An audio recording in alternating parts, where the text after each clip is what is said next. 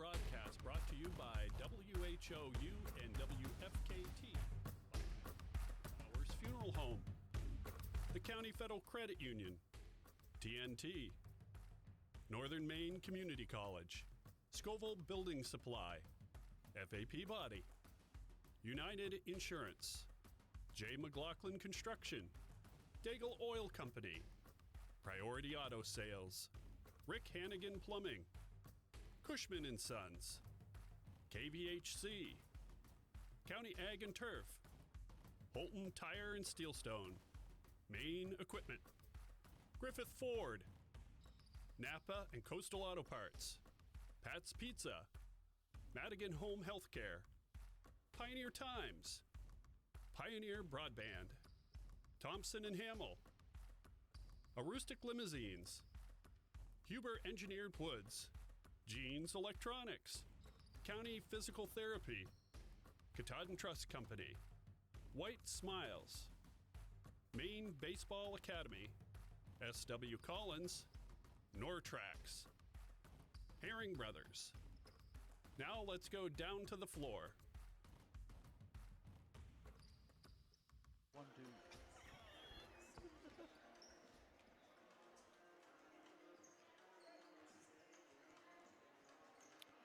Well, good afternoon, everybody, and welcome to Caribou High School as we get set for this New Year's Day doubleheader with the Ellsworth Eagles taking on the Caribou Vikings. Steve Carmichael joined by Bobby Russell, John Humphrey behind the camera. Chelsea Gentle is our producer back at the station, set for our J. McLaughlin Construction pregame show. Bobby, talk about these two teams. We'll start with the home ball club, the Caribou Vikings, number 11 in Class B with a record of 2-4, coming off a tough loss to MDI 47-39. Kayla Brown, though, has some talent on this roster. Freshman Selena Savage, senior Paige Espling underneath, as well as Taylor LeBrecq. They welcome back Taylor Schedule for this game, which will be a boost for the Vikings. Well, it certainly will. She'll be back in the starting lineup, and you mentioned some of their assets, especially you start the conversation with Paige Espling. She's really a game changer inside for the Vikings. Can negate a lot of attempts around the hoop. Even if she doesn't get a hand on them, she certainly can alter them. And, she puts in 10 points, grabs about 10 boards a game for the Vikings. And you also mentioned freshman Selena Savage, who we got to see the Vikings and her here a few days ago for the first time. And I thought she did a real nice job handling the ball against pressure and getting the ball up and getting them set up into their offense for the Vikings. And she gets about 4 assists a game. I think she's probably going to have to score maybe 8 to 12 points a game for the Vikings on a consistent nightly basis for them to pick up some W's. Yeah, but off the bench, Ashlyn Bouchard had 20 points in that loss to MDI, and she's not in the starting lineup, but off the bench, as you mentioned, you like to call players like her a microwave. Well, certainly she became a microwave alert the other day. Had 14 points in the first half for the Vikings. She was able to do it from behind the arc as well as driving to the basket and finished with 20. But, nice to have that option to bring Ashlyn Bouchard in off the bench for the Vikings if she can put up those numbers night in and night out. On the other side for the Ellsworth Eagles coming into this game, they are number 10 in Class B with a record of 3-2 under head coach Andy Pooler. And, they have one of the best players in the Big East Conference, actually the leading scorer in Trinity Montigny. Yeah, and she really fills it up, gets about 17 points a game. She also fills the stat sheet, get around 3-4 steals a game, 3-4 assists a game, does a little bit of everything. Certainly someone the Vikings are going to have to key on and slow her down. Wouldn't be surprised maybe if they threw a box and one out there, just try to slow her down a little bit. But they also have Jocelyn Jordan, who grabs about 8 rebounds a game as well for the Eagles. The Vikings' strength is their size, so the Eagles will definitely have to make sure they rebound well today. Yeah, we'll see as Paige Espling with Montigny's, her ability to get to the basket. Espling with her length. She stands about 6'2", but with her hands straight up in the air. She's probably close to 8 feet tall. She's an imposing threat back there. And, it's such a nice luxury to have. When you can get out, you can pressure a little bit more on the perimeter because if you know your player gets by you, well, Paige Espling's back there to either erase the opportunity or definitely challenge it or change the shot. So she is definitely a threat on the defensive end of the floor. So the girls' game will get us started off here on WHOU. The boys' game will follow this one at approximately 4 o'clock is the scheduled tip-off time. Another doubleheader going on in Presque Isle right now. It's already almost at the end of the first half, as Presque Isle is leading MDI currently by 1. Just over a minute left in the second quarter. That game also on WHOU. The boys' game will follow that one, so New Year's Day, but, well, no days off for us, Bobby. No rest for the weary. Yeah. Stevie, kicking off the new year. I say Day one. I think these might be the only 2 games going on in the state of Maine. I'm not sure. Didn't see anything else on the schedule, but Well, and it typically there wouldn't be here today, but last Friday with the sleet and rain, these games were postponed, and with January coming and games being played, this was the first opportunity for them to squeeze in the makeup, and makes it easier for Ellsworth to make the long trip on a non-school day. right, just about 6 weeks left until. I was looking over the tournament, standings today, and everybody's got anywhere from usually 6 to some teams got 8 games in. So, those teams with 8 games in, they can, have a little bit more rest towards the end of the season. Yeah, I say the games really, especially with postponements and weather, they start trying to pile games into a short amount of time, and with a few days off, Ellsworth was actually able to get a break. So we will send it down to the floor and meet the starting lineups, brought to you by the County Federal Credit Union. Participants in today's contest. First, the non-starters for Ellsworth. A freshman, number 3, Morgan Clifford. A freshman, number 5, Casey Carter. A junior, number 10, Samantha Higgins. A junior, number 12, Sarah Shea. A junior, number 22, Kayla Dugan. A sophomore, number 33, Amber Ray Pesek.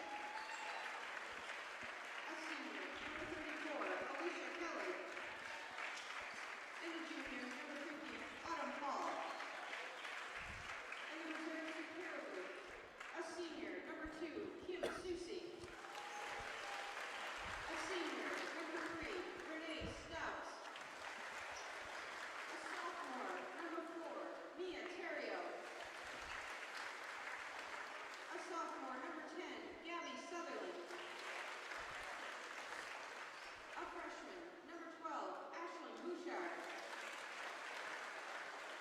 A freshman, number 22, Nevaeh Trombley. And a senior, number 33, Abby Robbins. And now the starters. First from Ellsworth, the sophomore, number 4, Jocelyn Jordan. From Caribou, a freshman, number 15, Selena Savage.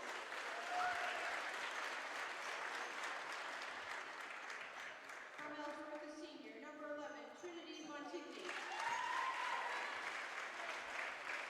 From Caribou, a junior, number 24, Emily Collins. From Ellsworth, a junior, number 14, Samantha Carter. From Caribou,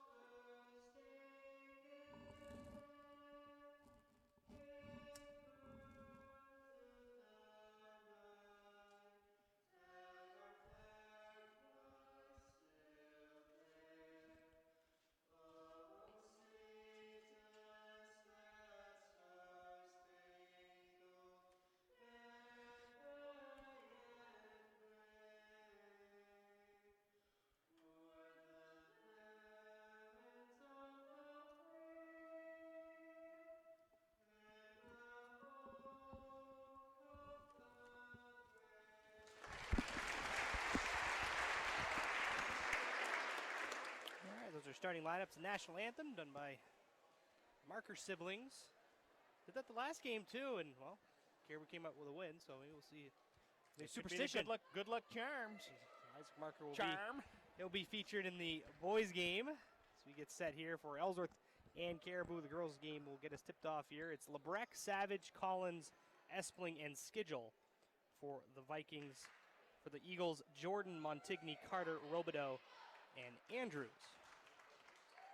Officials are Ms. Goupel, Mr. Clark, and Mr. Donahue.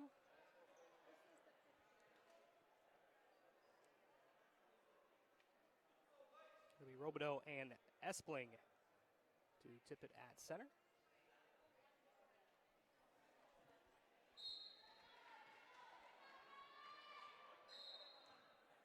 And we'll do it again, Bobby. Gust of wind came through the door there.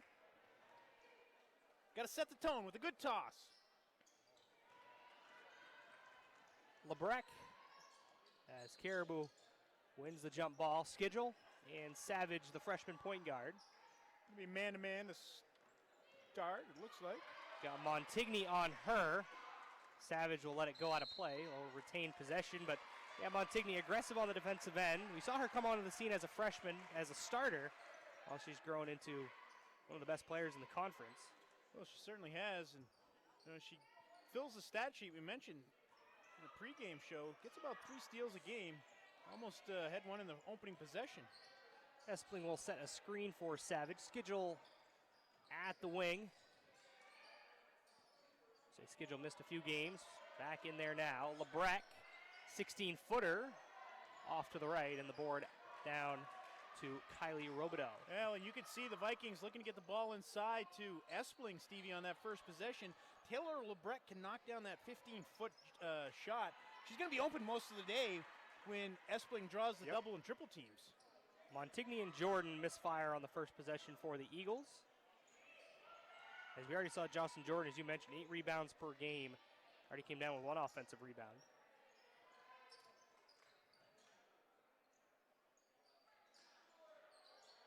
Lebrecht with it at the elbow. Working around his Schedule. She'll attack baseline up with a runner, and the Vikings will strike first. Well, she saw the opening on the left side there. Defense allowed her to get there.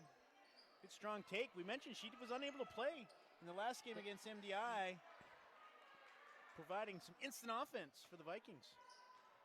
Andrews draws some contact from Lebrecht. That'll be the first foul. And in the past, we've seen Taylor Lebrecht sometimes get herself into foul trouble. Against MDI last Saturday, she was not in foul trouble. Picks up an early one here. We'll have to be careful not to pick up the second one real quick like. Jordan, interior pass underneath to Robideau. Try to kick it out to Carter. That pass a bit off target. Be a turnover over to Caribou.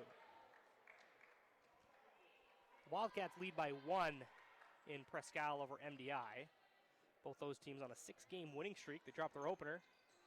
Well, you talk about the win streaks there. Both of these ball clubs in desperate need of a win. Vikings have dropped the last 4. Ellsworth dropped their last 2. Another turnover. Back to Ellsworth. Just about 2 minutes in.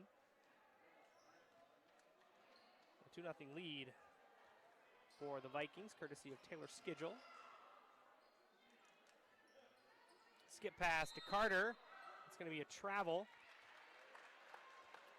Didn't have the feet set. Steps into the shot. When you take those 2 steps after catching the ball, you whistle for the travel, well, almost every single time.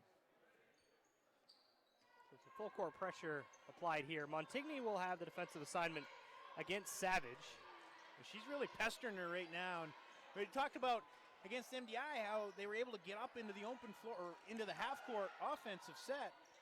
Montigny really causing trouble here in the early going. Espling on the putback after the Savage miss.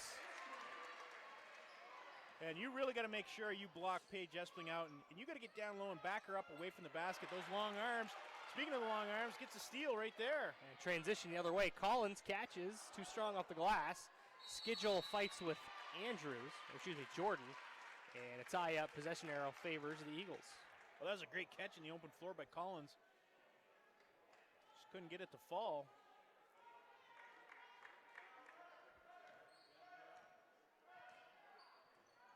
Ellsworth still looking to get onto the board. Two teams right next to each other in the heel point standings as Collins almost came away with the steal. Well, right idea. Montigny doesn't have it. Get up and deny her the pass, and almost, as you say, Collins getting the turnover. Jordan out to Carter. She'll let it fly and bury it. Oh, she knocked down the one that they waved off for travel. This time, hit them set. They're really packing in the defense. Carter has found herself wide open on nearly every offensive possession so far. Well, and that's the case. We talk about Caribou with Espling drawing a triple team right here. Montigny draws the double team and a lot of attention. Kids are going to be open. LeBrecq got hit. Foul's going to go on Sierra Andrews.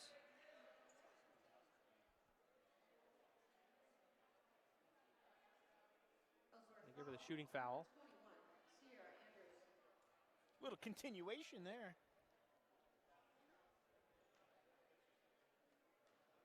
So it'll be LeBrecq at the line. Gets the friendly roll on the first.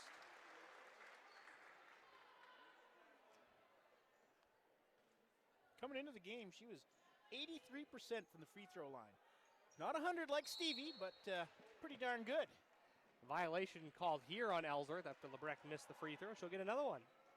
Opportunity to keep it at 100%. So does that go down as just Forget like, about like it. it never happened? Violation. Forget about it. Get another one. Back iron on the second.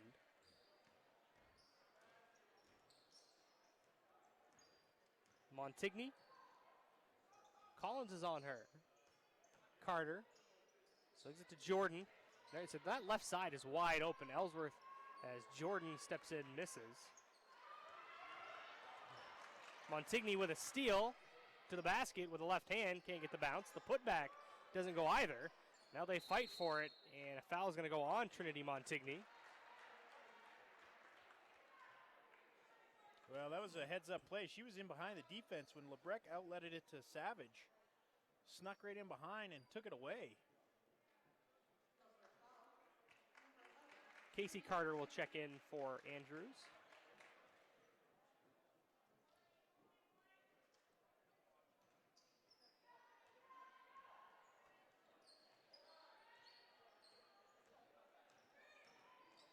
Screen set for Savage.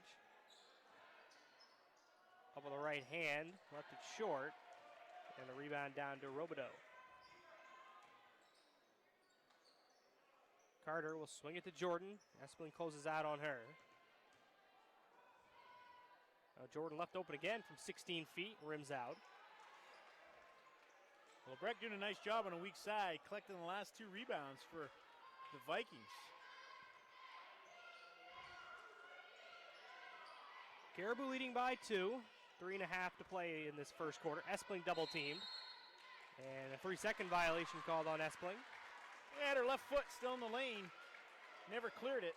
She released the ball. You can see she draws all kinds of attention when the Vikings get her the basketball. They can kick it to the weak side, or we've seen LeBrecq step into the high post. Create some open looks for the Vikings. Too much contact here. That's going to go on schedule.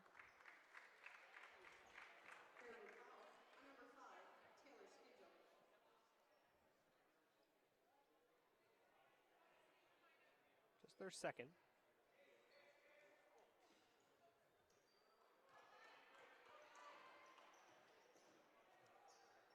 Samantha Carter from the baseline, off the mark that time. Casey Carter looking for the putback. Off the back iron and the board down to Espling. Well, she just stepped into the lane, was Casey Carter, and ball falls into her hands. Couldn't get the 6-8 footer to go. Steal here. Casey Carter up the right side of the basket. Couldn't finish. Schedule. Will tap it to Savage. Now on the fast break. LeBrecq turns. Blocked by Robideau, but a foul called in the process. It'll be 2 more free throws for Taylor LeBrecq. Oh, and that all started with, they had the turnover, but Savage gets back and plays good defense, not committing the foul. Goes straight up in the air, doesn't reach in, and then has the wherewithal to look up the floor, and great vision. LeBrecq wide open up ahead. LeBrecq misses that one. Sarah Shea in for the Eagles. And then Caribou's number 12, Ashlyn Bouchard, checks in.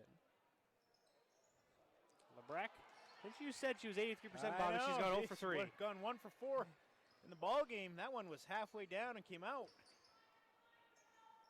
Shea. I'll put the stat sheet away. Won't jinx anybody else. Casey Carter from the baseline for the triple. Bounces out. The putback from Robideau. She's hit. Looks to me like that one might go on Selena Savage reaching in. It's only 1-4 white. That's Paige Espling. Ooh. Thought she might have been straight up in the air.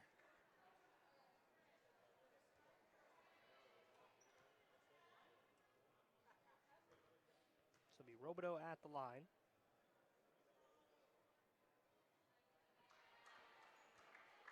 Get one more. Both ball clubs having trouble getting the free throw to go. 2:26 remaining in the first quarter. It's 5-3 Caribou. Both teams in a bit of an offensive slump here as Robideau gets one to go.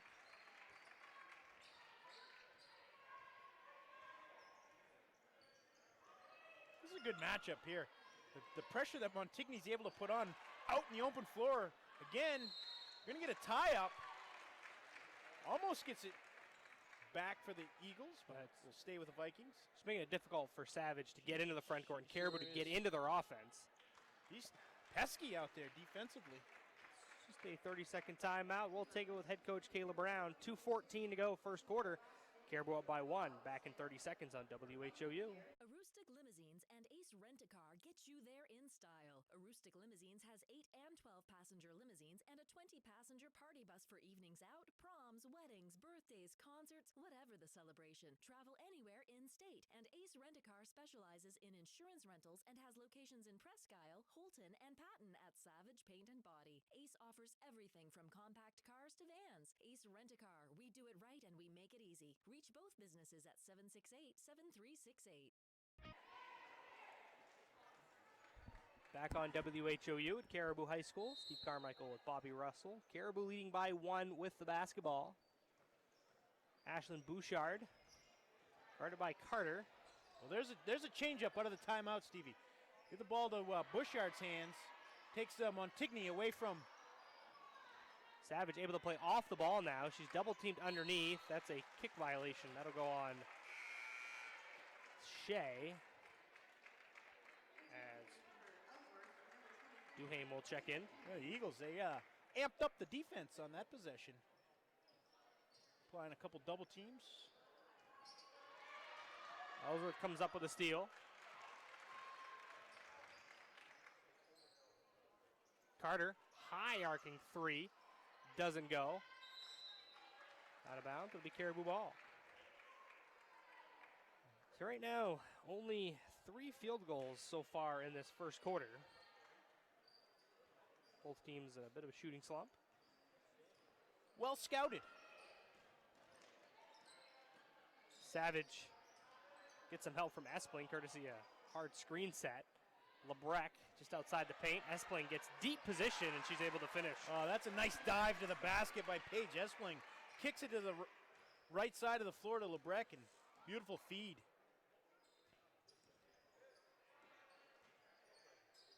Montigny, leading scorer in the Big East, so far scoreless in this first quarter.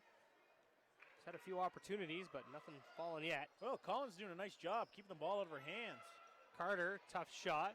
Put back up from Duhame, and that falls. Right on the spot. Last possession, she battled Taylor Rutt. Couldn't get the offensive rebound. This time she does and makes it pay. Savage with a finger roll. It was too strong. Well, the last game we saw, she wasn't as assertive and aggressive attacking the rim. Seeing the openings today, and foul and a reach in here called on Caribou. Looks like by the reaction, it might be Taylor LeBrecq. That'll be her second. Susie checks in.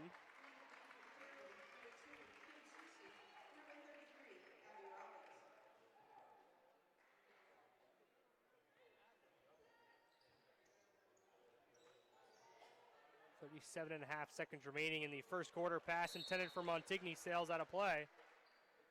Over the outreached arms of everybody. Going to get it on the end line. Nice job by the Vikings denying.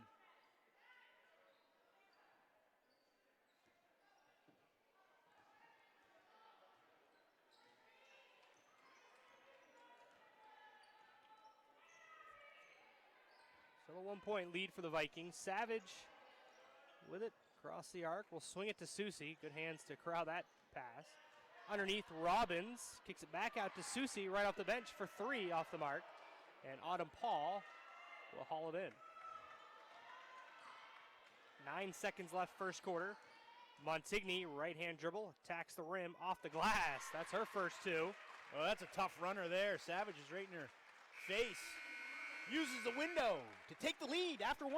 8-7 is your score. Ellsworth with the lead back in 60 seconds for the second quarter on WHOU. Hello, this is Tony Bowers at Bowers Funeral, and we want to wish good luck to all area basketball teams, boys and girls, as you strive for the gold ball at the end of the season. We are proud to be a part of your communities and our family serving your family since 1900. Good luck, play hard, and above all, be good sportsmen.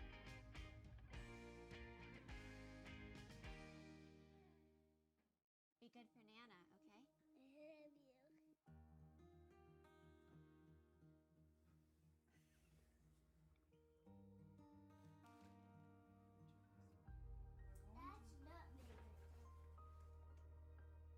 A moment like this is decades in the making. The County Federal Credit Union, partnering with you to achieve financial success so you can enjoy the moments that matter. CountyFCU.org.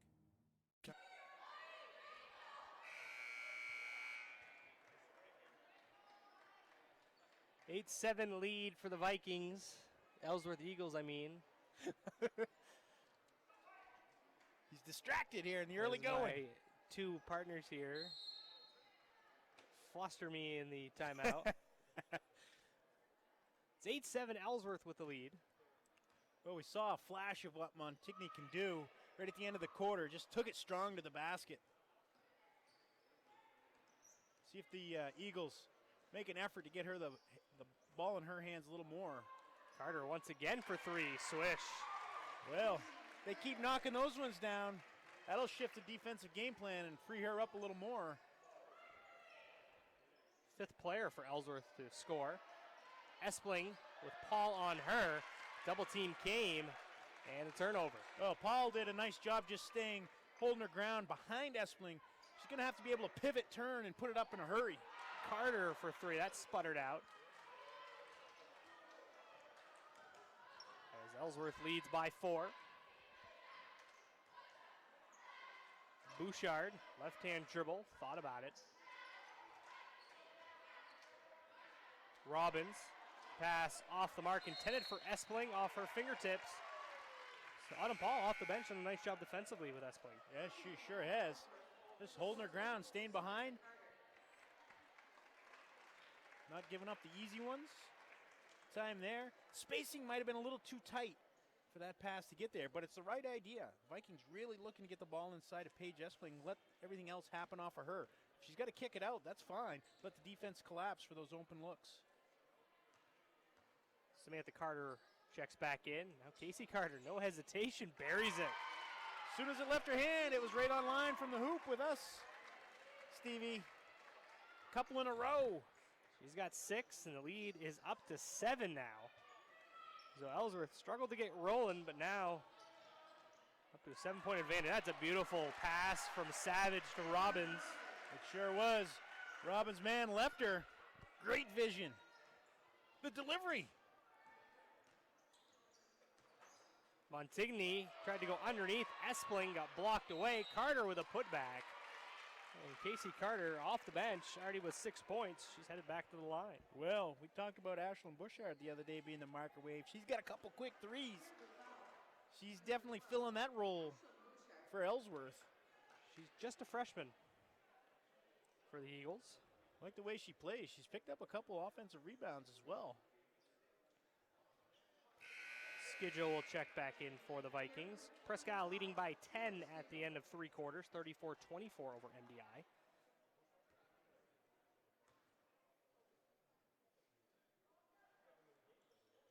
As Carter splits the difference. She's got all 7 in the quarter for Ellsworth. Espling will swing it to Skidgel. No. And a rebound down to Ellsworth.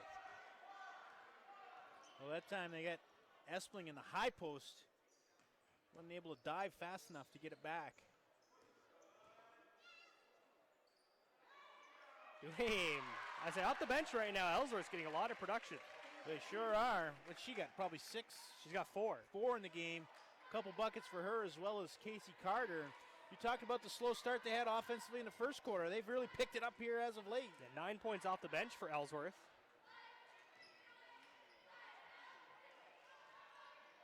Actually outscoring their starters.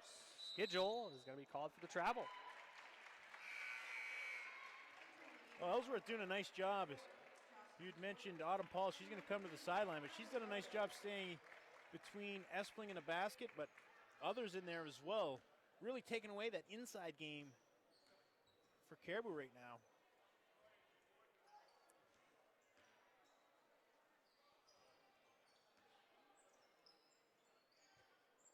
Montigny, leading scorer in the Big East. Oh, give and go. Screen set for Montigny, trying to establish Robideau underneath. We'll work it around. Jordan. Oh, Carter. Jordan, left open. Misses. Montigny tried to sneak around Bouchard. Ashlyn Bouchard doing a nice job on a weak side, blocking out Montigny. That'll be her second foul. Yeah, second foul with 4:48 to go in the second.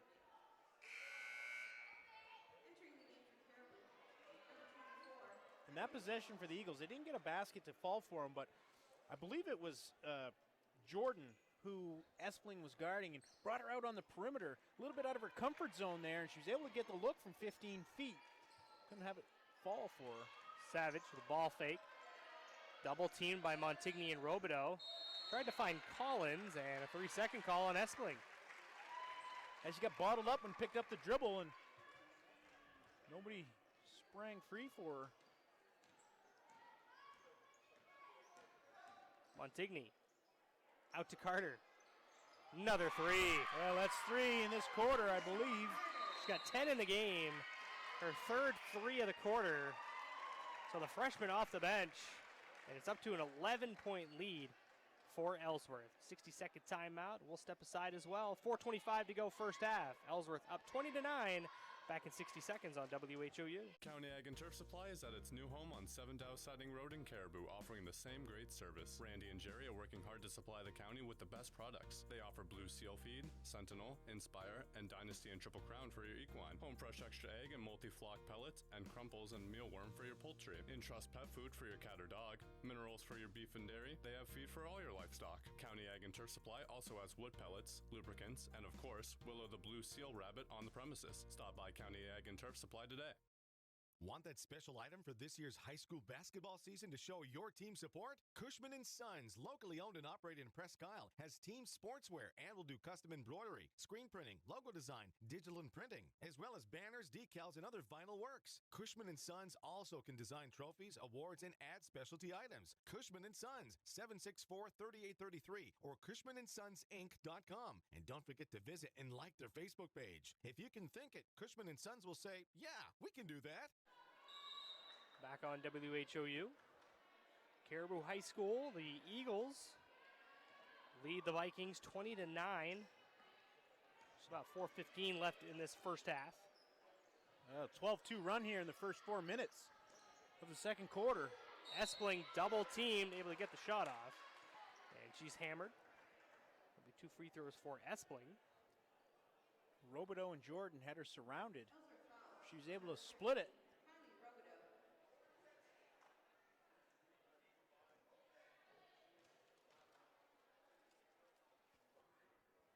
Espling misses the first.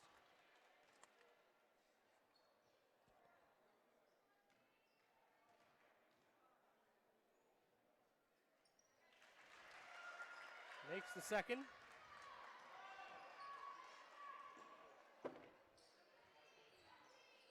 Espling with 5 points in the game.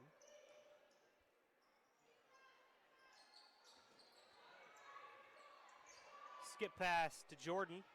Left-hand dribble into the paint. Back over to Samantha Carter. Up top looking for Casey Carter. Schedule read the pass. Back the other way. Euro step to the basket. Too strong off the window. Savage looking for the putback. Doesn't go. Thought about the reverse lane. Instead kicks it out to Bouchard for the mid-range jumper off the mark. Espling the putback and one. Well, it all started with Taylor Schedule reading the pass back to Carter. Steps in. Then they just outwork the Eagles on the offensive glass. 3 opportunities. Espling connects.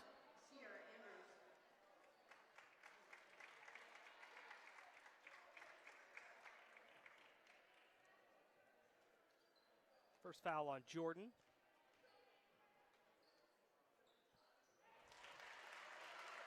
As Espling completes the 3-point play. It's now a 7-point ball game. Ellsworth with the advantage. Andrews across the arc, picked up by Bouchard. Lob pass, looking for Carter through the hands of Schedule. Well, she had a lot of ball there, just couldn't bring it in. Otherwise, it would have been another. Off to the races. Montigny with a baseline runner, back iron. Espling another rebound, and Jordan reaching in commits the foul. It'll be 1-1 now for Paige Espling. That's just a good rebound there by Espling. And without the foul, it looked like she might have been able to outlet it up the floor to Savage. Would have resulted in breakaway for her. Jordan picks up her second foul.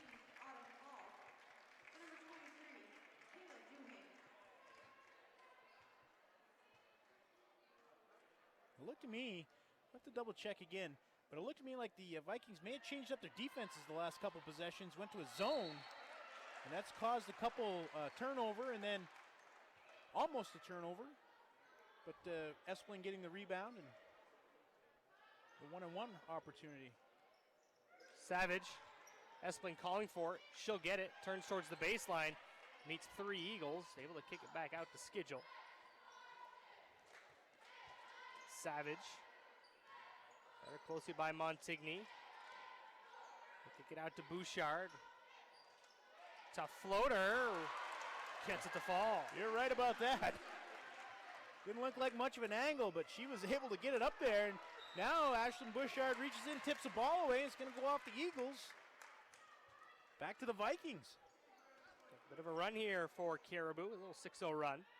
Get it back within 5.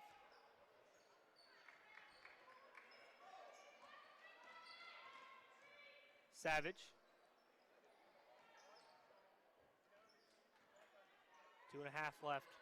Second quarter. Espling, a jumper, knocks it down. Well, I tell you, that makes her tough to guard when she can come out, step out away from the basket, knock down the 15-footer. She is into double figures now with 10. And all of a sudden, Caribou's right back within 3. Yeah, the Eagles had put on a 12-2 run to start the quarter in the first 4 minutes, but the last 2 minutes have been the Vikings.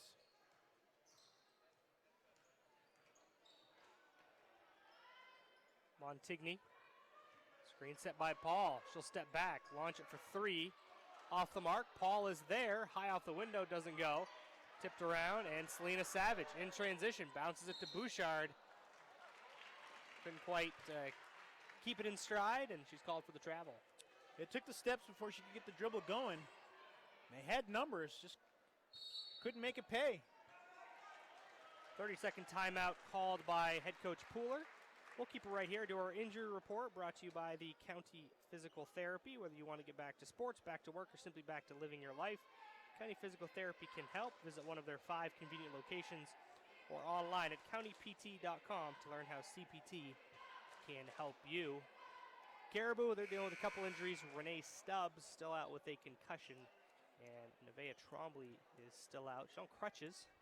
Ankle injury. Yep. And then, they welcome back Taylor Schedule off the injury report, which has been a welcome addition to the Vikings. Well, and not only her, but when we saw him play against MDI here the other day, Kimmy Susi went out in the first quarter, I think. We still weren't sure if it was a knee or some type of leg injury, but she's back playing today.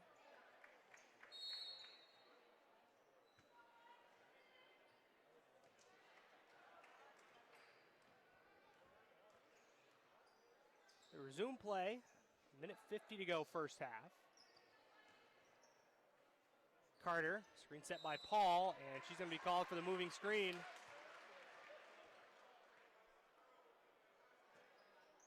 Won't be any free throws, as that's a team control foul.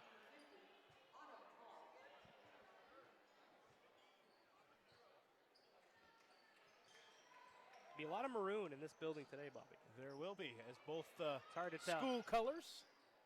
It's hard to tell who's a fan of who right now.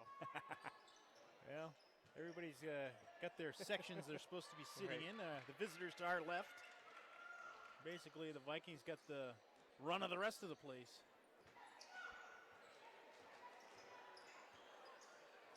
Now, the Vikings have done a nice job slowing Carter down here after she nailed 3 quick ones to start the quarter.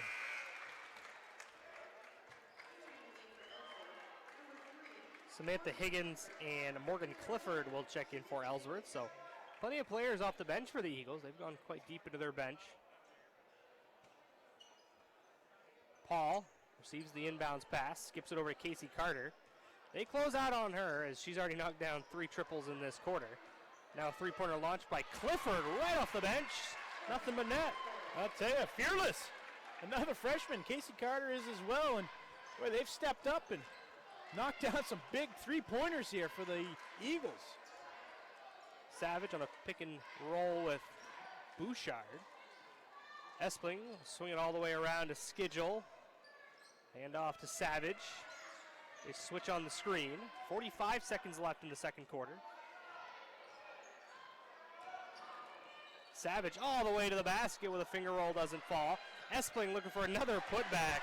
Kisses it off glass. That's a good take by Savage, but a better follow by Espling. Nobody blocks her out. That's a no-no. Montigny's runner off the mark. Savage back the other way.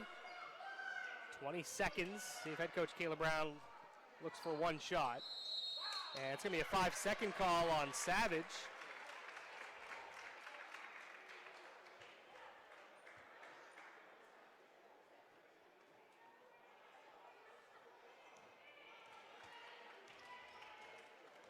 They meet Montigny at center court. Carter looks behind the defense to Higgins. Now fires it to Montigny, a mid-range jumper. Rims out, and Emily Collins hauls in the rebound, and that will do it for the first half of play. Ellsworth with the lead, 23-19. They jumped out to a double-digit lead, Bobby. It was 11 at 20-9, but well, a little 10-3 run to end the quarter for Caribou. They have some momentum going into the second half. They certainly do. It was a good timeout by Coach Brown there and got them settled down, and you know they answered the bell, so to speak, and righted the ship themselves back in the game as Ellsworth was really looking to pull away with the hot shooting from out behind the arc. So as they get ready to call the half-court shot here at Caribou High School. Did you buy one, Bobby? I did not. I did not realize they were selling them. Didn't realize it. Well, the other part of that is they say don't buy a ticket in Caribou because Jack Herbert's always going to win. Well, so save your money. He showed up he was in the gym for about a minute, bought some tickets, and all of a sudden he's out in the middle of the floor shooting a half-court shot. As you see, well, I don't think he's going to be shooting a half-court shot right now, as both the Ellsworth and Caribou boys teams have really taken over the court here as the game to follow this one. But we'll take a 2-minute break for half with the score 23-19. Ellsworth leading the Vikings at the half. We're back in 2 minutes for our Cottage Trust Company halftime show on WHOU.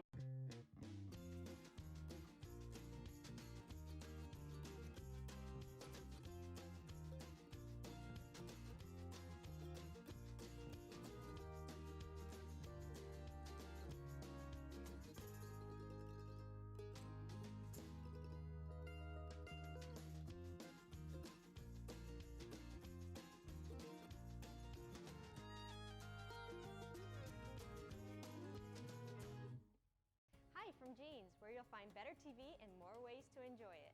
Get 190 channels for $59.99 a month with Dish. Plus, get a free voice remote on us.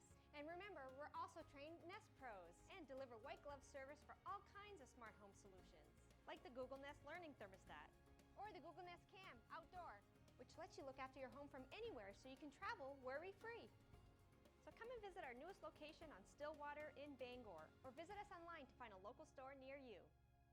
Don't get flush-traded. Get Rick Hannigan Plumbing and Heating to handle all your pipes. Master Plumber Rick is ready to get your pipes back in action. Give Rick a call today at 538-7131 and like him on Facebook.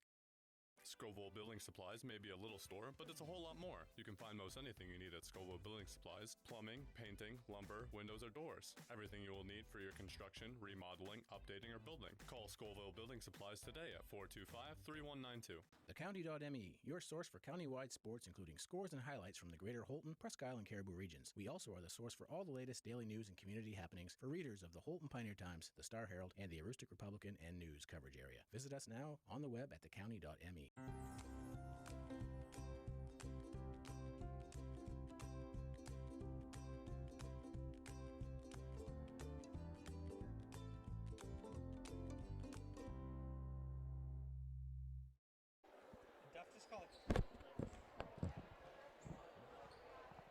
Never took the whistle out of his mouth either.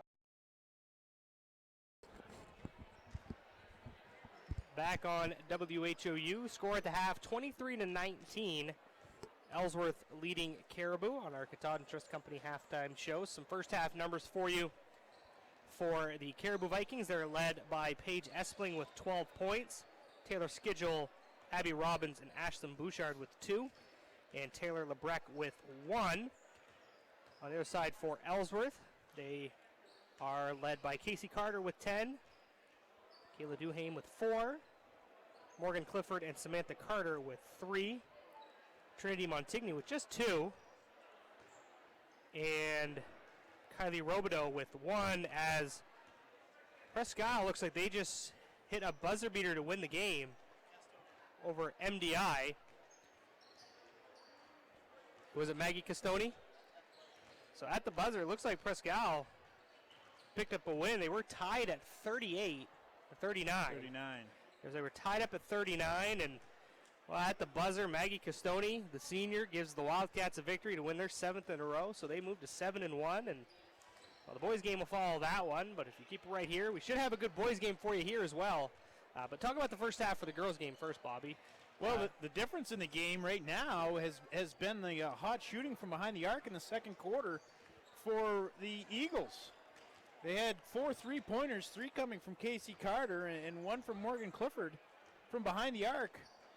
They had 8 after 1, 23 now, so they only had 3 other points in that quarter.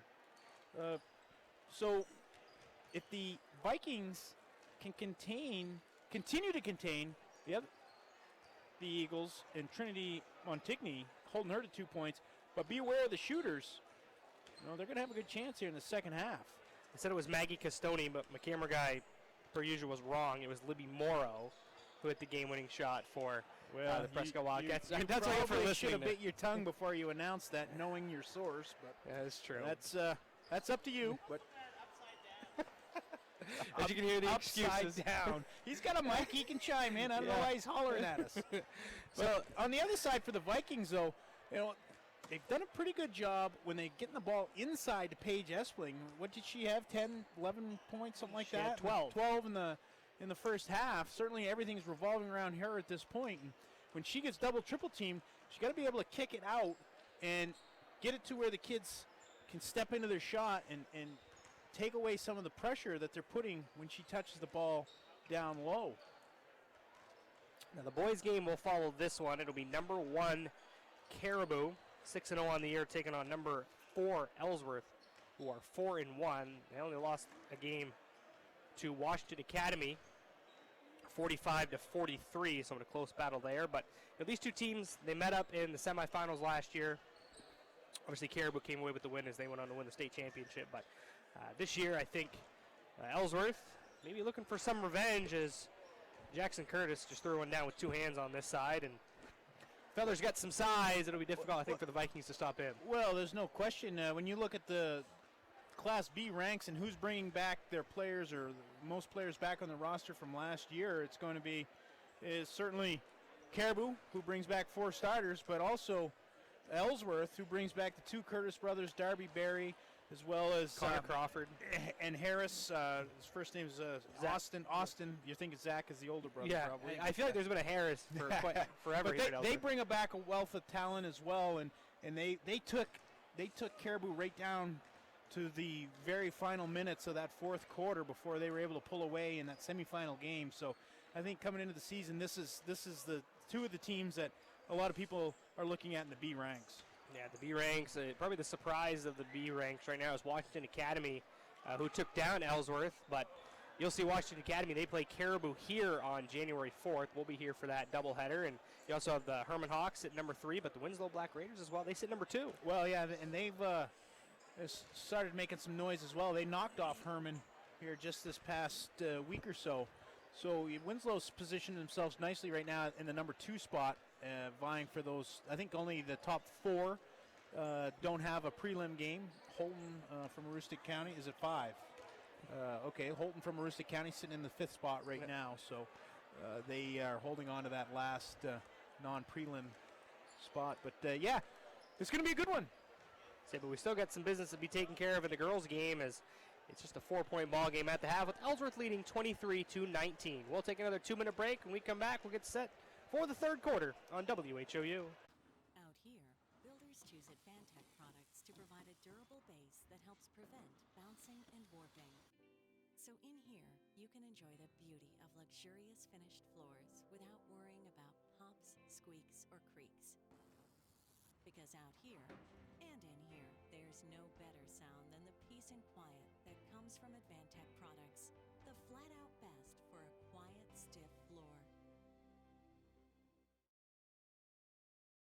Excellence at ground level is what you get with J. McLaughlin Construction in Holton. Founded in 2012, the company plans the construction of streets, residential areas, and commercial buildings, and they are involved in both public and private projects. Their high-quality work and many years of experience have earned them an excellent reputation and a loyal client base. Regardless of whether you need a detailed plan for a building or would like to build a road, J. McLaughlin Construction is your reliable partner for all your engineering needs. Call J. McLaughlin Construction at 532-6335 or 694-2546. Katahdin Valley Health Center, or KVHC, is a network of 6 community health centers dedicated to providing affordable, comprehensive, and high-quality care to people of all ages and incomes. We accept all patients and insurances, including those who are uninsured or on main care. Our committed patient care team is here for you, offering an extensive range of services to provide you with quality health care. We're creating healthy communities starting with you. Call or visit our website today. Madigan Healthcare Services provides a continuum of healthcare, from skilled nursing facility, rehab therapy, to home health care. After 5 days in the hospital, they suggested that I come to the Madigan. The level of care, the service, the respect that they showed me, even the aftercare, everything about it was really excellent, and I feel healthy. So the services that I've received at the Madigan have enabled me to get back to those things that I really love to do.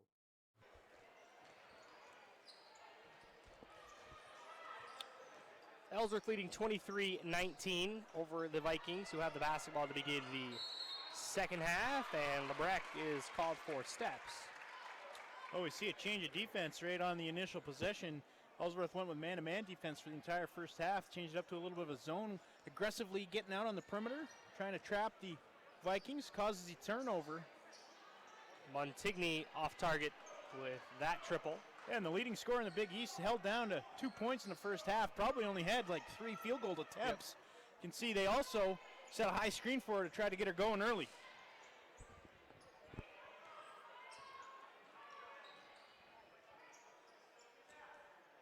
Espling, 12 points in that first half. Savage launches it for 3, misses.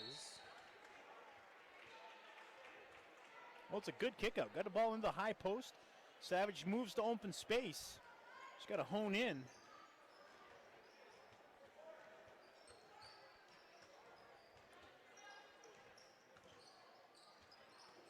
Robideau. Carter. Maybe Andrews. Robideau thought about the jumper, instead tries to attack off the dribble, and Espling swats it away. She thought about the 15-footer, but Espling and those long arms closed out in a hurry.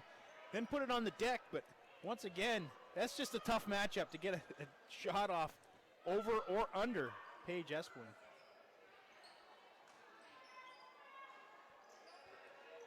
Montigny, guarded by Collins. Gets a step, finds Robideau along the baseline, double team, kick it out to Jordan. With her left hand, tries to go around Espling, and once again, she'll send that one back as well. Now Robideau, 10-footer, got it. Oh, the Eagles picking up the loose ball on the block. Robideau knocking down the 15-footer. That's what's going to be available. Around the rim is going to be tough, as we saw Espling the last couple possessions negate the shot. If they can kick it back to the 15-foot range, they're not going to be able to close out. Bouchard is in for Schedule.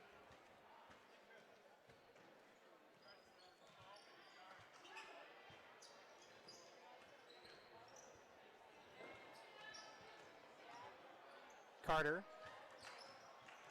Do they have defensive players of the year in the Big East, Stevie, or is it just a player of the year? Anyway, I'm going to put my nod in. Here goes my vote right now. Paige Espling, defensive player of the year. Going out on a limb there. Montigny. I like my feet on good ground. Carter. Over Espling there, knocks down the jumper. Well, again, pulled up around the 15-foot mark, and Espling wasn't able to close out, creating that extra space. So the Carter duo has 15 points in this game, and a 30-second timeout called by Caribou. We'll keep it right here. 27-19 is your score. 5:44 to go in the third quarter. So a mini 4-0 run to start the third quarter here for Ellsworth. And as you mentioned, a lot of the action and a lot of the offense is going to be created outside that 10-foot area, because underneath, as you said, Espling is going to send anything back right near the rim. And if she doesn't touch it, she's going to alter it in a lot of different ways. And when they can kick it back or pull up short of where she's able to close out on them, she can get the shot up over the top, or Ellsworth can get the shot up over the top of Espling. They've had two 15-footers here to start the second quarter, or third quarter rather.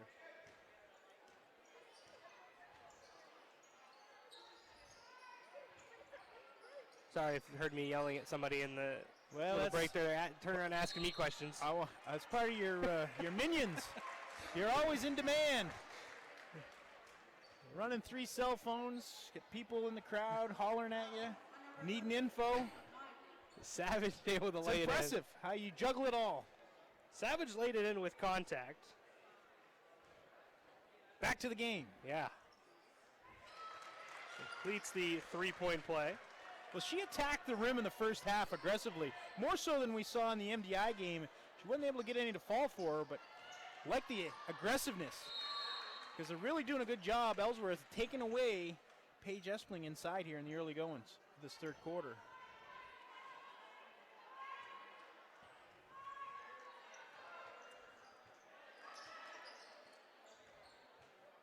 Robideau. Yeah, that's one of those cases, she knows Espling's right behind her, doesn't even really attempt to look at the basket, just tries to kick it out.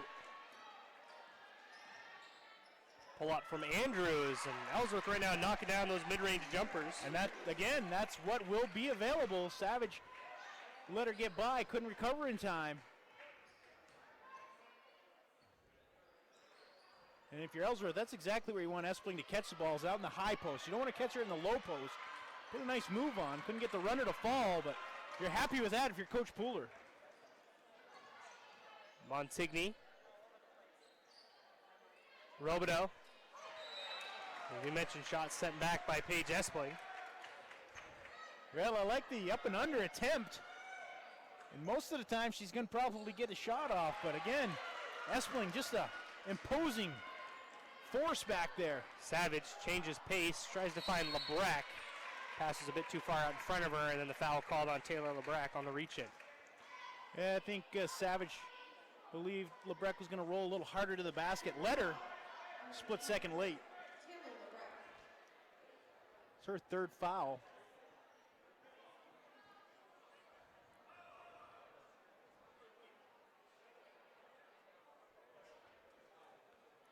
So 4.5 remaining in the third quarter.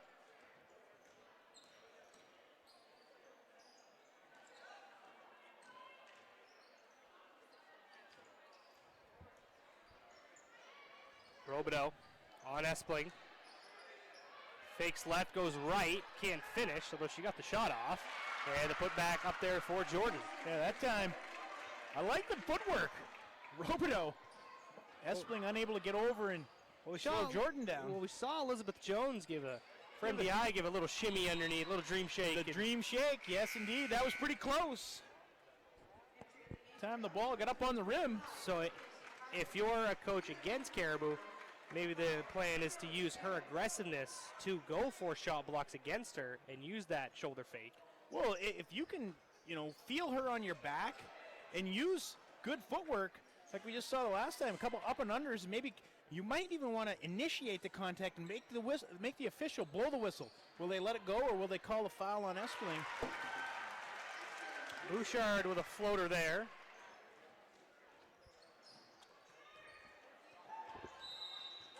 I get a travel call here on Casey Carter.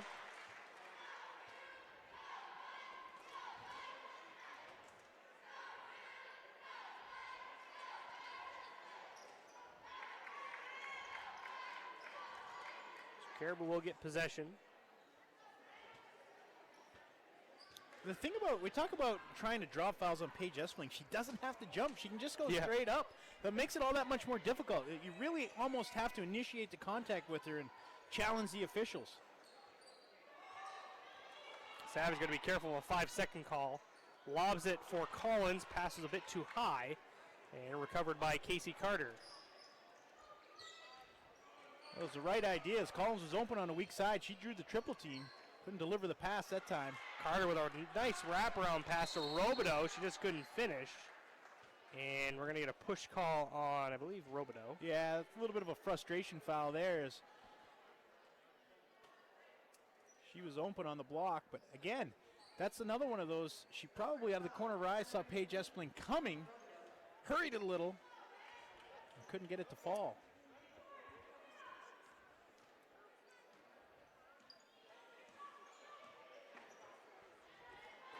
Bouchard launches it for 3. And the board off the miss, taken out of there by Ellsworth. Montigny bounces it to Samantha Carter in the corner, and she's called for steps. There's 2:46 to go in the third. As MDI and Presque Isle boys just getting set to get underway.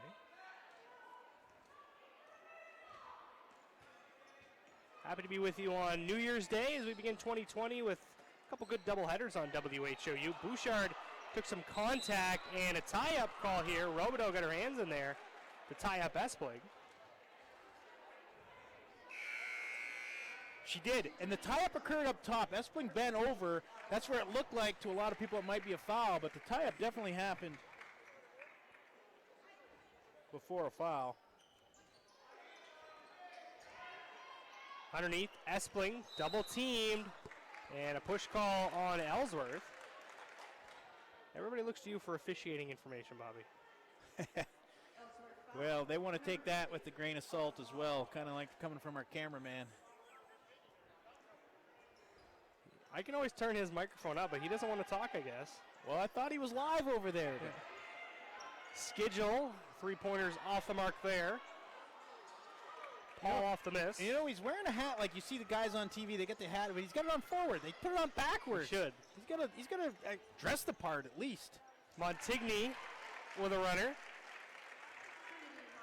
Finally, there, Bobby, you took your advice. Well, it's about time. Nice move there, though, by Montigny. Getting in the lane, little floater. Doesn't take it all the way to the rim. Schedule has the answer. Good pivot there. Little ball fake, gets the defender to go by. We haven't heard from Casey Carter. Looked like she wanted to hoist one there. Yes, yeah, Caribou made the defensive adjustment on her. She had 10 points in that second quarter. Second leading scorer in the game. Montigny left it short. Rebound battled for. Right down to Autumn Paul. And she will be called for the travel. Nice job there. And that's another way to, kind of offset Paige Espling is whoever she's guarding, pull them out on the perimeter. She was out contesting the 19-footer. That time it allowed a little offensive rebounding action for the Eagles. Savage with it across the three-point line. Bouchard. Too strong there and on the weak side. Jordan will haul it in off the miss. As we hit 1 minute to go in the third quarter, Paul leans in, blocked by Espling. Jordan kicks it out to Carter, her floater. Back iron as Espling took a spill. Susie in transition, doesn't have numbers. We'll kick it out to Savage, catch and shoot for three. That's a nice find there. Savage trails on the break, steps into her shot, gets the feet set. Savage with 6, lead back down to 4. And that's so crucial, coming into your shot. If your feet aren't underneath you, you can't get good elevation or balance on the shot. Espling once again blocks Paul. That's double digits now, Steve. You got to be. Bouchard draws the foul. Tell you what, Bobby, you're sharp today. You must have gotten a lot of sleep last night. I did. Good for you. I knew we had big games today and kicking off the new year. Got a few resolutions. Well, not a few by any stretch, but I wanted to impress you to kick off the new year, Stevie. Good for you, Bobby. In bed by 9, I hope. Well, no.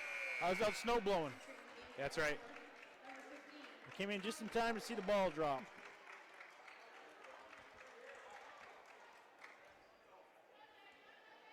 Bouchard misses the first.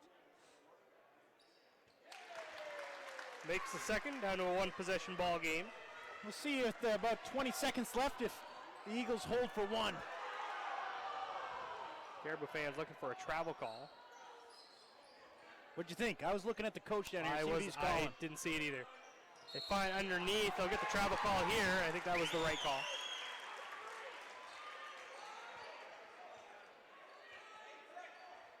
Plenty of time.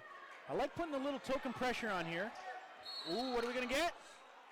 Gonna be a block on Montigny. That'll be her third. One of those bang, bang. Just not quick enough. That's her fourth foul.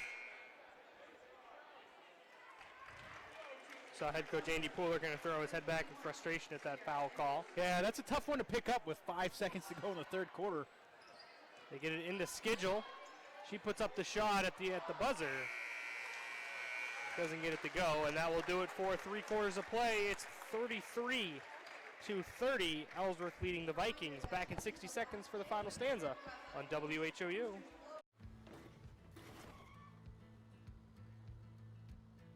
Sorry, Dad. Sure, you could get him a new car. You could also light a pile of money on fire. Because as long as Mr. It wasn't my fault takes the wheel on occasion, maintaining this car is your best option. So keep it running longer, stronger, with quality parts and a whole lot of Napa know-how. Dad, where you going? Get a jump on your future by exploring your possibilities at Northern Maine Community College. The team of faculty and staff at NMCC will position you for a lifetime of success. With over 35 degree and certificate programs, including our newest offerings in water treatment technology, you will be amazed at how quickly your new skills will open a world of opportunity. Visit us online today at nmcc.edu. Northern Maine Community College. Succeed here.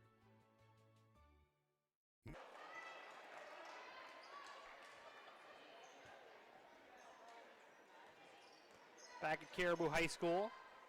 3-point advantage for Ellsworth as we begin the fourth quarter. Ellsworth took the lead at the end of the first quarter. It was 8-7. They've led since.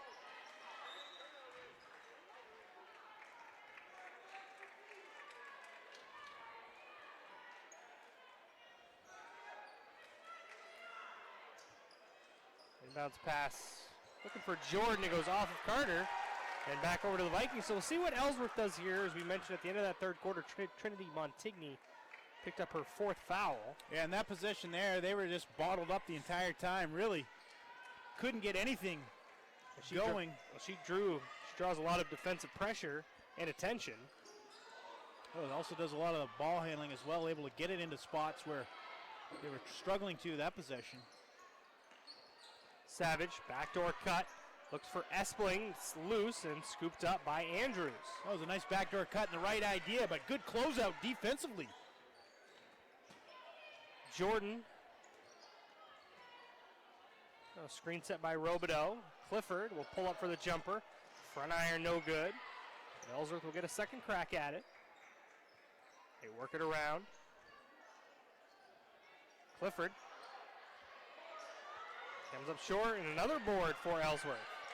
That time was Sierra Andrews. Well, they get some offensive rebounds, but you notice not necessarily going right back up with it. It's all created, the presence of Espling. It's in the back of their minds at this point. As many shots as she's blocked. Saw our cameraman over there give the Dikembe finger shake. I think she's going to add that to her repertoire.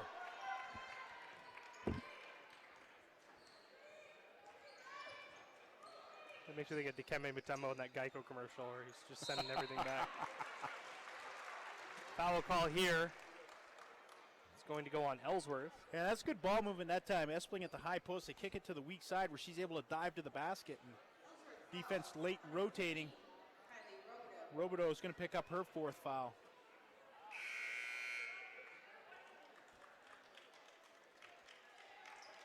As Alicia Kelly will check in for Ellsworth. Paige Espling is headed to the line, but not quite a one-on-one situation yet. Next foul on Ellsworth. She will be at the line. Leans in and scores. That was Espling. Keep the ball high, young lady. Nobody's going to take it from you. Using the window. Down to a one-point game as Montigny gets off the bench. Skip a pass to Jordan. Jumper was too strong. Weak side, ball's loose. Out of play. It'll stay with Ellsworth. And Montigny will check in.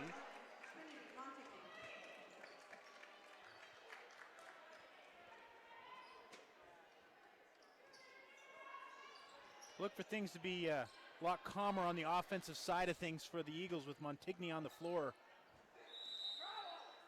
And a 3-second call on Ellsworth.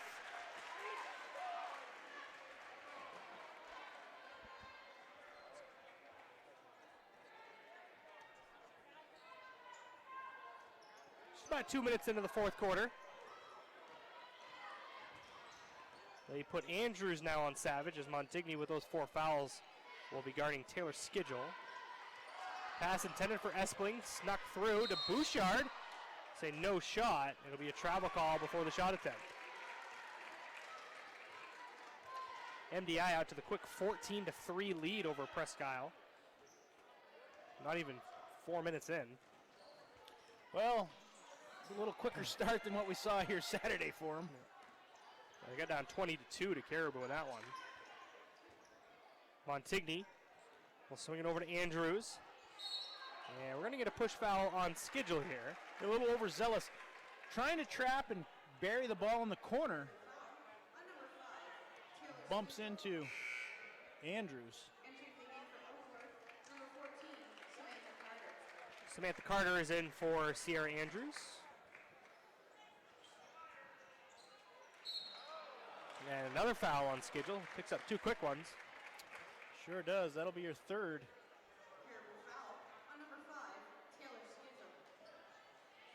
Team's third. Also Skidgel's third. Inbounds play. They get it to Montigny. Collins on her. Kelly goes right back to Montigny. Dumps it underneath to Kelly. Blocked away by Espling. And then she's hit from behind. We'll see if they get Espling or Skidgel on the foul call. Who are you going with? I'm going to say Espling. Looked like she got some arm coming back after the initial block. We're going to have to talk to her, though. She's got to get the finger. Yeah. Cameraman might be right there. Probably the finger waggle will be shortly. There'll be a T shortly after. It'll be frowned upon. I'd be okay with it. Do you mind a little trash talk? Not You're at all. an official. Not at all. Yeah. As long as it's friendly. Sometimes it can turn the wrong way in a hurry. Yeah. Kelly misses both free throws. Savage to Collins, the runner. And the board down to Kelly. Were you a trash talker? No. No. That's more like Kawhi Leonard. Robot. Exactly. Jordan. Kelly. Another travel. Seen a few more of those here as of late. They need a hotkey. Just they can press it. Travel. Let's see if Caribou can take advantage of the foul trouble on Montigny. Backdoor feed to Savage. Just couldn't finish. Great pass by Espling. Oh, beautiful backdoor. Collins sticks right with Montigny, up with a scoop shot. Kelly trying for the putback. Espling adjusted both shot opportunities, and in transition, Ashton Bouchard is fouled by Samantha Carter. Nice outlet pass from Savage up to Bouchard. All triggered from the block by Espling. Hope there's a statistician here for the Vikings. She's going to set the school record for block shots in a game here today, I think. Bouchard misses the first. She'd be breaking her own record, but probably setting one that's highly unattainable.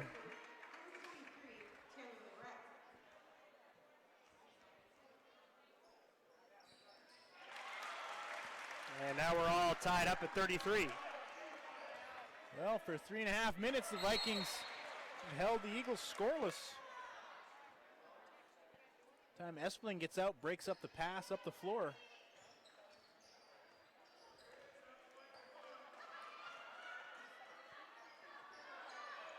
And that's what they're going to have to do, is take that 15-footer. Espling doesn't really want to come out that far. Just a little bit late getting the hand up. Savage goes over to Taylor Skidgel. Underneath, good high-low game, just off the fingers of Lebrecht.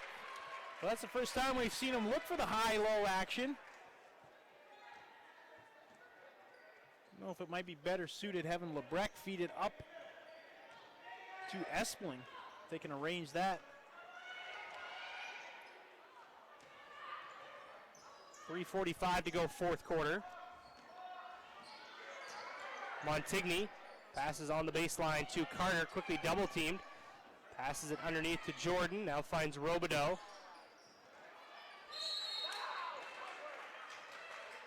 And underneath, looks like it's going the other way. It's going to be called on. Well, the Eagles are lining up for free throws, and the Vikings are walking the other end. I missed the play as the water boy was in front of us. Couldn't see it. It's going to be Robideau's fifth foul. Does go on Kylie Robideau. So she'll leave the game with 5 points and a full timeout taken by head coach Kayla Brown. We'll step aside as well. 3.5 to go in the fourth quarter. Ellsworth up by 2. Back in 60 seconds on WHOU. Nortrax is your John Deere construction and forestry equipment dealer for the entire state of Maine. We stand ready to serve all your new and used heavy equipment needs. Count on Nortrax for 24-hour parts and service support and around-the-clock machine monitoring with JD Link. Our certified technicians and parts specialists alongside our product support technology reps are here to serve you. We stand ready as your John Deere construction and forestry equipment team in Maine. Pioneer Fiber to the Home is now available in Holton, Sherman, Stacyville, Calais, and Baileyville. Streaming live events in high definition like high school basketball is best viewed with the most stable and fastest connections. Pioneer Broadband delivers state-of-the-art fiber directly into your home to handle all of your most demanding internet needs. Don't get left behind with slower technology. Get the fiber you need. Pioneer Broadband.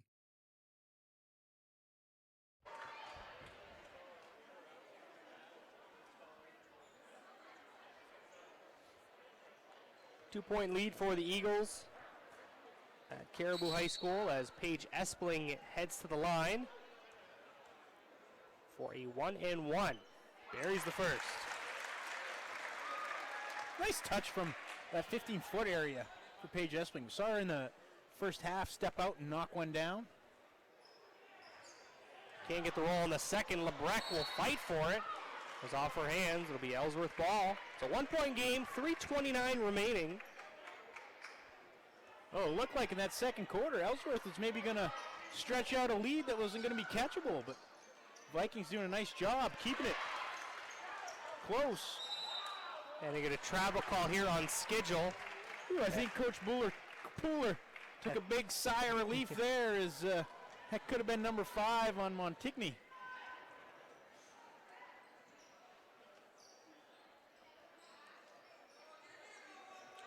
Montigny, and a bit overzealous that time by Bouchard. Foul will go on her. That'll be the 15th foul on the Vikings.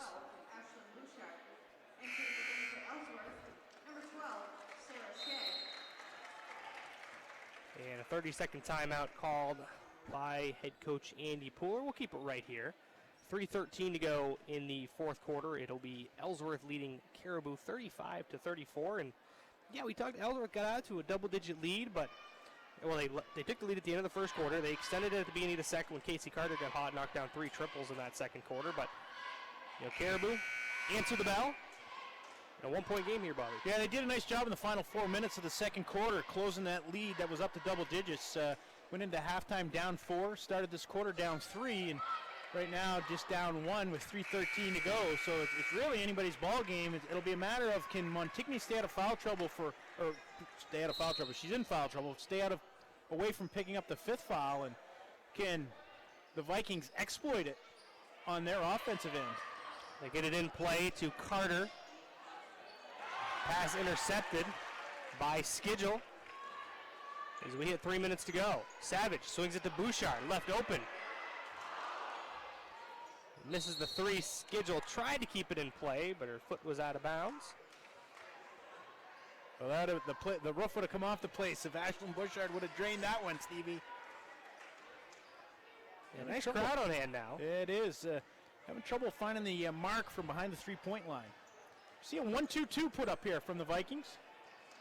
Shea on the right sideline. That's going to be a backcourt violation, and it is. There's all kinds of referees on that side of the gymnasium. Helped them out with that one.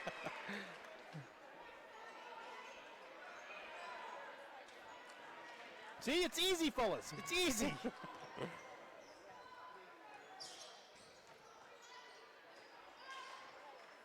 Espling with it. Finds Lebrecht. Couldn't quite handle it cleanly as Paul is now down underneath the basket. As we have a missed 3, back iron, no good. Schedule now with it. They call off as Schedule shot went up. It's not going to count, though, as it was waved off. That's one of those rub of the green type plays there. But I mean, she'd been down for a while. She was underneath. She's down right underneath the basket. You don't want to risk further injury with a player down. Correct. As potentially the whistle could have blew a little earlier even to protect Paul underneath the basket. Head coach Andy Pooler out there, as well as athletic trainer from County Physical Therapy, Stephen Hopkins, will under good care. As you've seen, quite a few injuries on this floor, I think, in the past 2 games we've been here. Yeah, as a matter of fact, we have a couple in the girls' game, and then we had a few in the boys' game as well. Yep. As Paul is able to sit up, but she was holding her right knee. The score is 35-34, 2:27 to go in the fourth quarter. I like that. Coach Pooler, he's on the floor. He takes the opportunity to just go by the official and have a little chat. Well, as it'll be Alicia Kelly will check in. Paul appears being helped off the floor, but Number 34, Alicia Kelly. Able to put some weight on her right knee.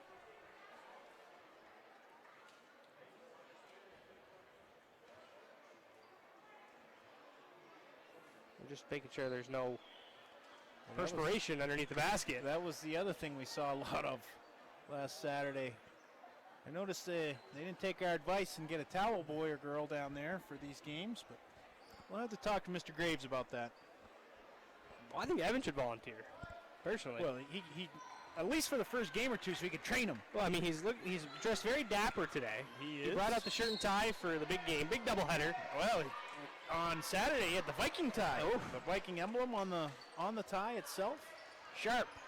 Lebrecht, tough shot in the lane, doesn't fall. Danced on the iron and fell off. Oh, high percentage shot, just rolls off.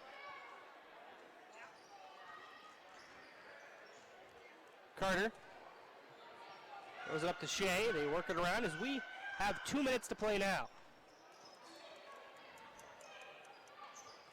MDI leading 27-11 over Presque Isle at the end of one quarter. Montigny kicks it out to Jordan right through her hands. Case of maybe trying to shoot it as she was going to be open for that 15, 16-foot shot. Maybe trying to shoot it before she actually had possession.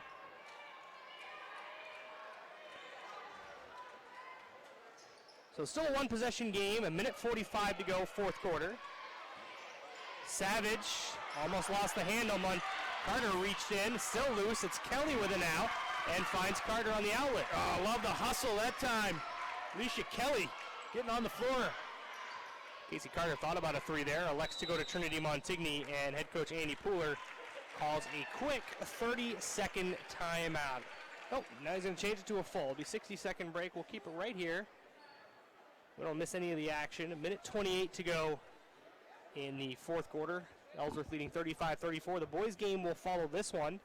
The number 1 Caribou on a 22-game win streak will take on number 4 Ellsworth.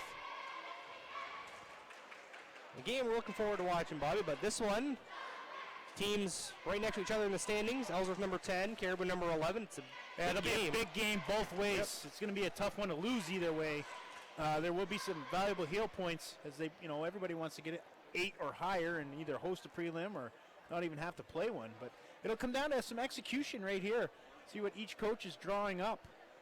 Offensively, we know Ellsworth not really able to get much going at the basket. The 15-foot area is where they've basically scored all their points here in the second half.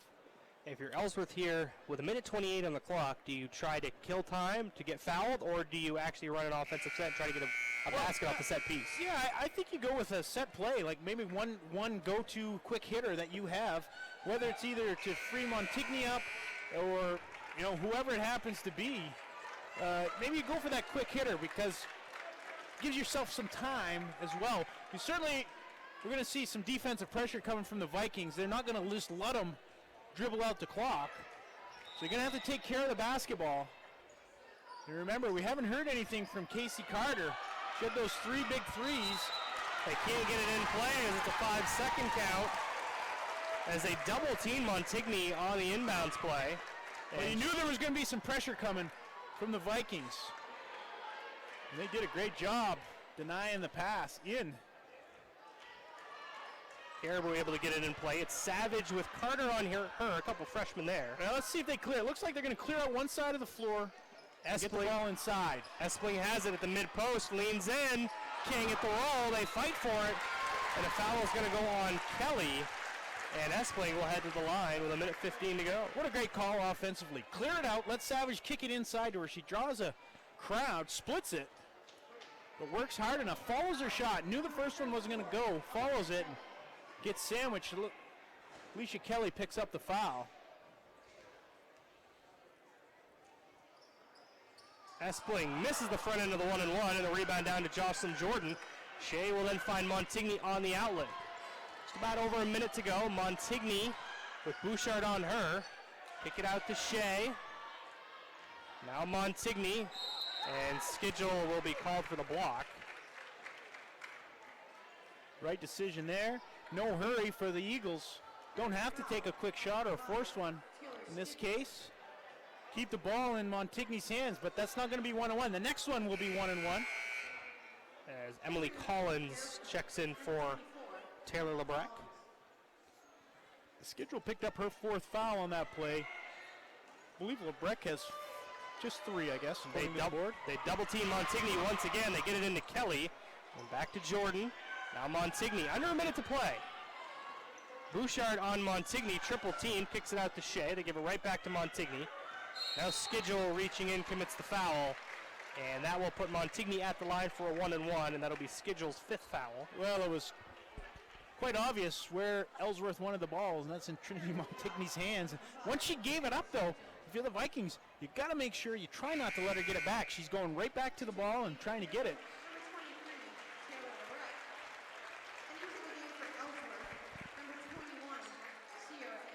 So some big free throws here. We've seen them both ways. Espling unable to come up with the front end of the 1-and-1 last time for the Vikings. We'll see if Montigny, leading scorer in the Big East. Smoothly knocks down the first. Yes, and Montigny held just 5 points so far in the game. These are the most important shots she's had so far tonight. Goes 2 for 2. Couple big ones there. He's out to a 3-point lead, 50 seconds to go, and we get a timeout called by head coach Kayla Brown. It'll be a full timeout. We'll step aside for 30 seconds. 49 seconds to go. Ellsworth up by 3, back in 30 seconds on WHOU. This is Ben Adams from Priority Auto Sales. Listen, I know you've been seeing a lot of these orange plates around town lately, and trust me, I'm not just paying people to drive around in our vehicles all day. Every day we're selling cars, trucks, and SUVs. Why? It's simple. Discounted prices up front, great selection, and low pressure sales. We're simply not playing the games. We really are creating a new way to shop for a used vehicle. Check us out at yourpriorityauto.com and like us on Facebook. Priority Auto Sales, Route 1 in Holton.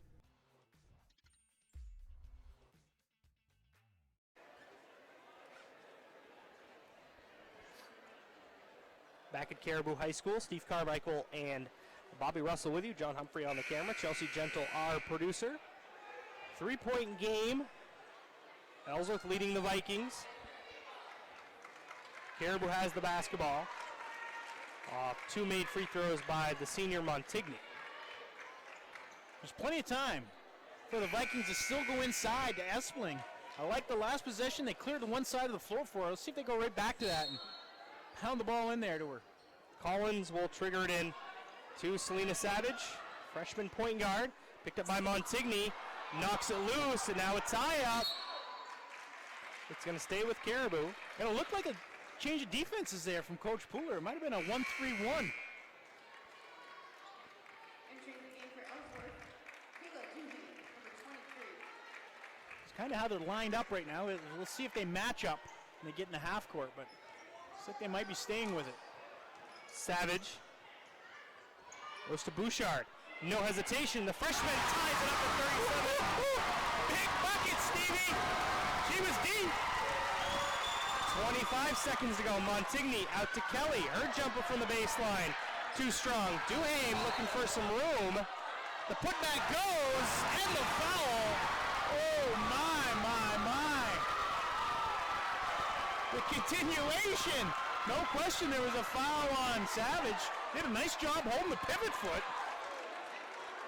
I thought it might have been before the shot.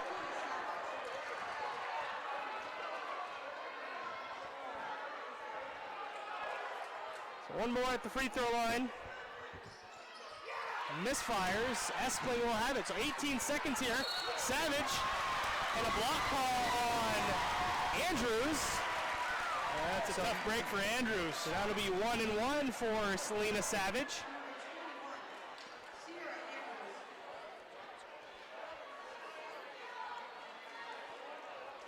So the freshman will walk to the line. It will be 2 shots, as that's the 10th team foul on Ellsworth. So it'll be Selena Savage, where she is 1 for 1 so far this afternoon. And misses the first.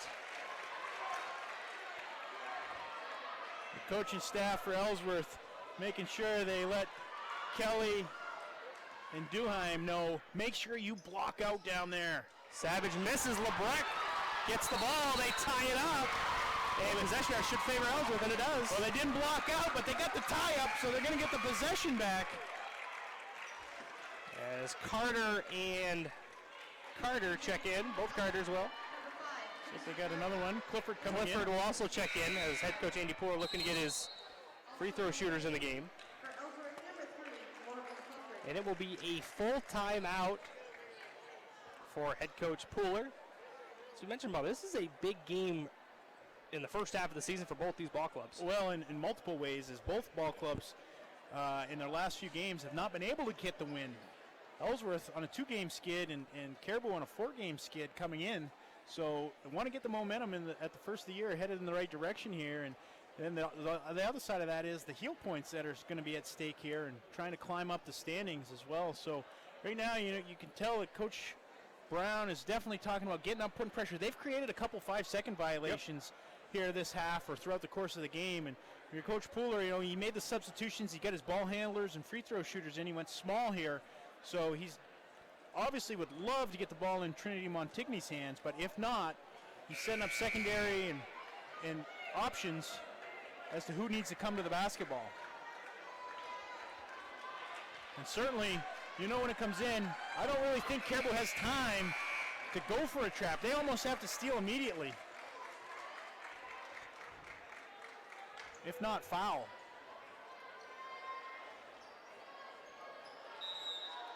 So Ellsworth with the basketball. Jordan will trigger it into Montigny into the backcourt, and a quick foul committed by LeBrecq.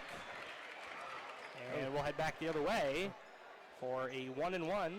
Be Montigny, where she just was 2 for 2. Yeah, just a simple V-cut over on the sideline. Took the defender away, tried to double team her, but hard cut back to the basketball, and exactly whose hands they wanted it in. 2 for 2 the last time she was at the line. This is just a 1-and-1 though. Well, those last 3 free throws that she's made, calmly steps to the line. Beautiful rotation on the basketball. Struggled so far tonight, but that's a big credit the defense of Caribou for that. But a couple big free throws there. Now it's 2 possessions. They get it into Savage, 10 seconds to play. Savage hesitates, drives right, puts up the runner, doesn't go. Now they fight for it down to Jordan, called for the travel with 3.4 on the clock. Well, that was a big rebound in traffic, not giving them a second opportunity. Coach Pooler wants another timeout with 3.4 to go. 4-point lead for Ellsworth. Right now he's telling them, don't foul. Yeah. Listen, by the time they get the ball inbounds and get a shot off, even if it goes in, it's probably more than likely going to run timeout. So whether it's 3 or a 2, let them shoot. But do not, whatever, even attempt to reach in and block a shot or steal a ball, or just let it get in. So there's 3.4 seconds on the clock. It's a 41-37 lead for Ellsworth, as Trinity Montigny has knocked down 4 free throws in the fourth quarter, make it a 2-possession ball game. As Caribou and Ellsworth both break the huddle. The boys' game will follow the conclusion of this one. Have a 10-minute intermission, and we'll be back. Savage will inbound. Trying to get into Espling. They get it into LeBrecq off her hands. It'll sail to the baseline. Now they find Espling. She can't get a shot off, and that will do it. The final score. Ellsworth picked up the hard-fought victory, 41-37. They got it out to a double-digit lead, Bobby. But Caribou fought back hard. At one point, tied it up at 37 on a 3 by Bouchard. But Montigny, very good from the free throw line, and she was able to ice the game. Well, she iced the game, and she showed why she's a candidate for Big East Player of the Year. Calmly goes 4 for 4 down the stretch. Seals the win for Ellsworth. But Caribou, they didn't go away. You mentioned the double-digit lead that Ellsworth had in the second quarter. They battle back. They keep it neck and neck the whole way. They never could take the lead. They tied it at 37, but just couldn't get out in front.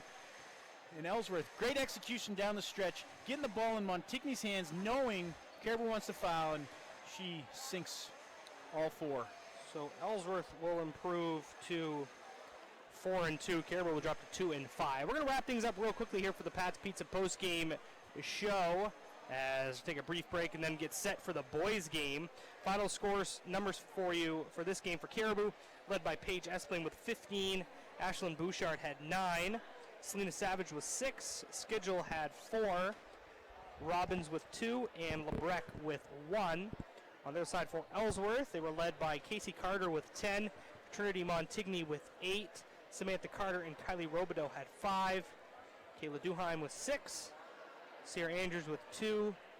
As did Jocelyn Jordan and Morgan Clifford with 3. And we talk about Montigny's big 4 free throws, which certainly they were clutch. But how about the performance from behind the arc from the 2 freshmen in the first half, second quarter? It was Casey Carter knocking down 3, and Morgan Clifford came in off the bench and knocked down 1. 12 big points in that second quarter for the Eagles. Yeah, so it's a very important win for Ellsworth as they get back in the win column. Caribou now 2-5 on the year. Their next game will be next Tuesday, or on Saturday actually, excuse me. They will take on the Washington Academy Raiders right here, a game we'll have for you on WHOU. We will take this will do it for the first broadcast. We'll be back in about 10 minutes. We'll have our Jay McLaughlin Construction pregame show. Get you set for the boys' game, but the Ellsworth girls pick up the win, 41-37 over the Caribou Vikings. We're back for the boys' game soon on WHOU.